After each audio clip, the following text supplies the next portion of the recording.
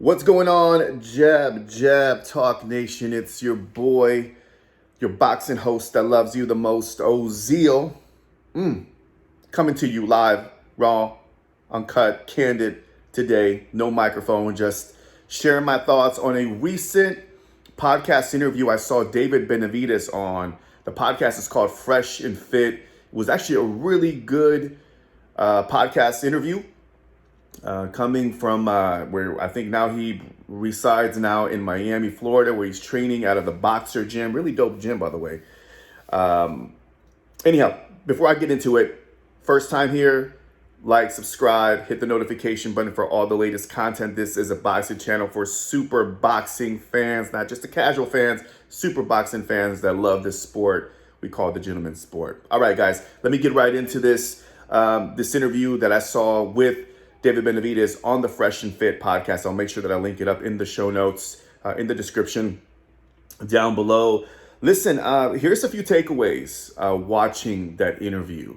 One of the things that I've noticed, and especially if you've been following David Benavidez's journey, one of the things that I've noticed recently is that he has leveled up his whole game.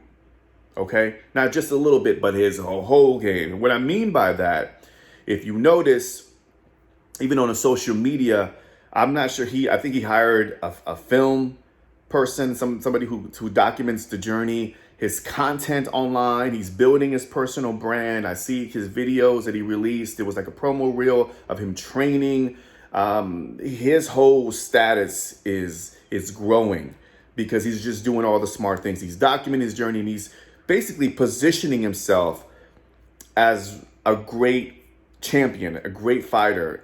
And Canelo is doing the same. And if you look at like Mayweather, all the greats have done this. They really invest in making sure they have an online presence. And David Benavidez is doing that, all right, in a big way.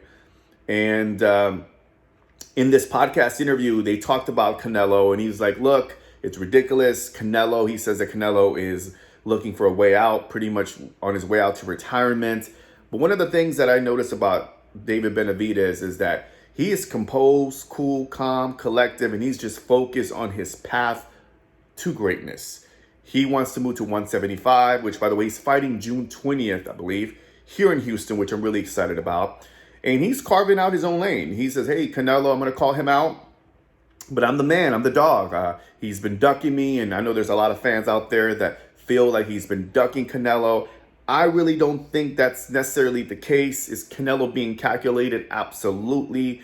Do I feel David Benavidez deserves a shot? 1,000%. All right, so let me just be real with you. I do feel like David Benavidez has been putting in work, and he has been in line for this big mega fight with Canelo. Now, whether Canelo is saying, well, I don't want to fight him because he's very disrespectful, we know that Canelo is one of those cats that if you come with respect, and he's just a different class, right?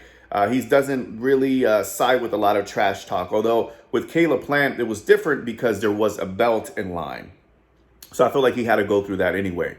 But for whatever reason, Canelo is not fighting David Benavidez now. I do believe, though, he's going to fight him sooner than we think. Mark my words. Back to this podcast interview. David Benavidez is just a really cool, professional, composed fighter. He knows he's going to go to 175, and he's like, I'm going to do my thing regardless, whether Canelo picks me or not, and let Canelo deal with the media and all the backlash. And I love that about David Benavidez. I know lately he's been talking really more senior than anything else, but David knows that he's putting in work. He's leveling up his content. He's bringing up his status, and he's positioning himself as the man, really. And I love what David is doing. He's been doing a lot of interviews on podcasts. Now he's fighting out of Miami. He said a few things that was like, look, I'm dedicated to the craft. And he says, he actually said some really good advice to the youth. He says, if a lot of kids are messing around with these phones and on TikTok, he goes like, if you want to be great, focus on your craft. Be dedicated to the sport. Be dedicated to the thing that you're trying to be great at. And I was just like listening to that. I was like, man, David is on a whole different level. He gets this. He gets that the mind game is the game.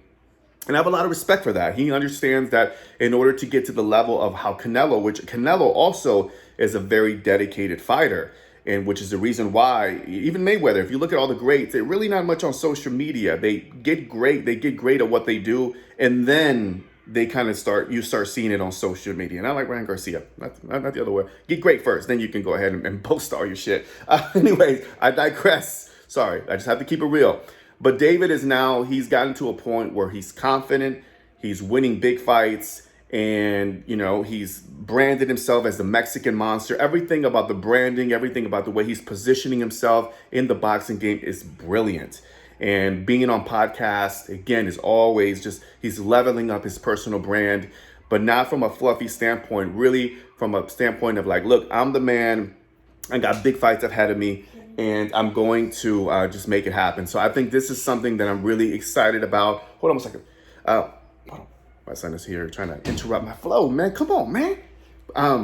Stay off that TikTok. All right. So anyway, so that's where I'm at with this. Go check it out. I feel like David I'm liking this interview. I really like his mindset. And I do feel like Canelo is being very calculated, but we are going to see the fight a lot sooner than we think. Mark my words.